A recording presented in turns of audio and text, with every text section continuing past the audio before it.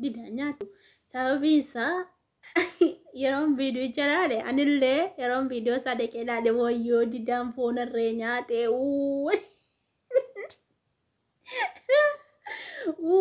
iyyaa ture jechuudhaan. Sinii galee didaan foonarree nyaatee dhimma raachaan ture iyyaan ture.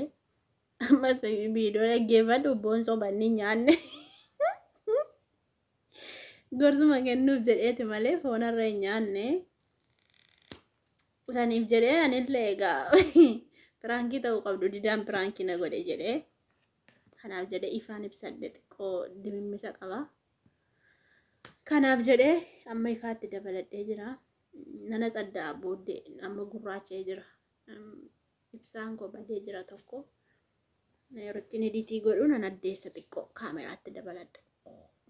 Akkasii saniif jennaan didaan piraankii na godhe jechuudha. Piraankiin ta'e wayyoo didaan foonarree nyaatee jedhee gaafa ni tambalalii hojjetatee dhufee achirra ba'u boo anillee dhuguma nyaateen seekamaarree kan inni didaa piraankii ta'e sinillee piraankii ta'uu qabdu didaan akka namni barumsarraa baratuu fi waa tokko tokkoofitu viidiyoo sana fidee dhufe malee foona harree hin nyaanne kijibee jechuudha. Dhumarratti gaafa ni dhaggeeffadhu anillee dhugaasee beektanii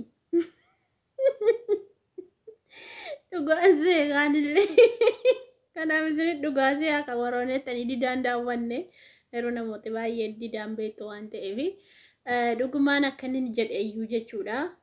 Waan baay'ee nama jibbisiisudha. Itoophiyaa keessatti yeroo ammaa kana kan deemaa jiru foonarree inni kunis foonarree inni kunis foonarree soba ta'uu danda'a hin beekamu qinibbirii viidiyootti waraabuu fi waan namni ilaaluu jaallatuuf viyuu ittiin baay'ifachuu fi ta'uu danda'a. Namni yeroo ammaa namni dhugaa haasa'u namoota muraasa waan ta'eef hundi kun dhugaan haasa'u hareenuma kijibaa waan hin jirre fuudhee haasaa waan ta'eef dhugaa ta'uu dhiisuu danda'a jechuudha.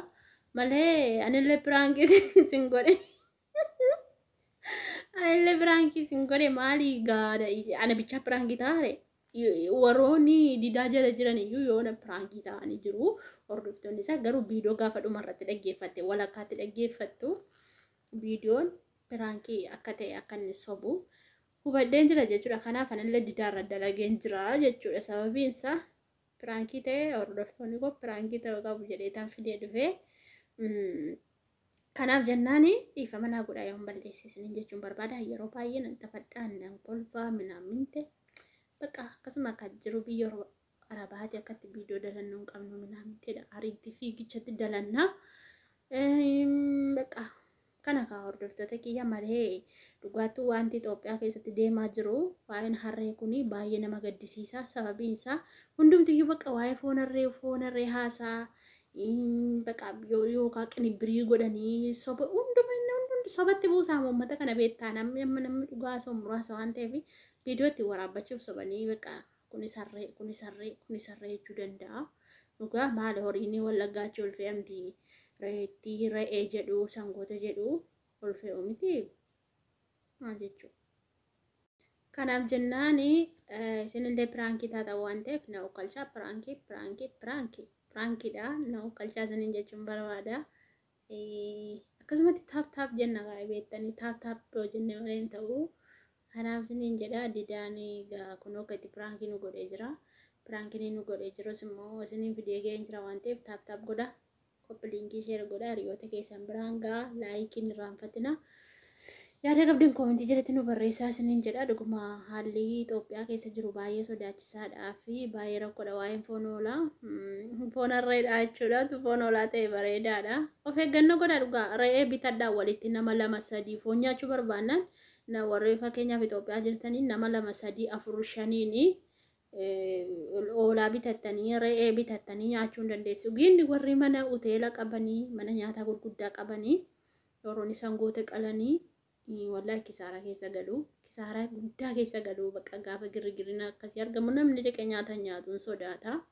Sababiin isaa baay'ee ulfaataadha dhugaa rabbii namni nyaata hin nyaatu harreedha se'ee sodaata. Bakka ija ofii biratti yoo qalamteedha hin beekamu yaaddan baafamu wantichi foon harreeti